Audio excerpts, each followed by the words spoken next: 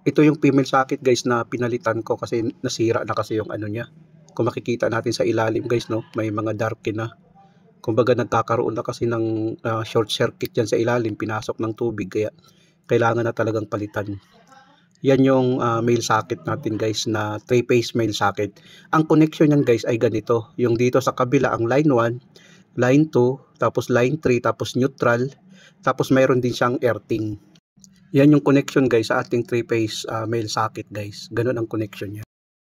Tapos sa ating female socket naman guys, papakita ko rin sa inyo kung paano dito ikabit para at least kahit paano makita sa mga baguhan kung paano tayo magkabit ng female socket na 3-phase female socket na may neutral.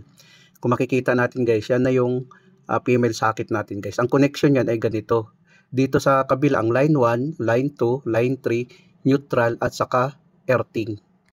Earthing or ground, yun ang tawag dito sa Middle East guys. Ang earthing nila, yun na yung ground.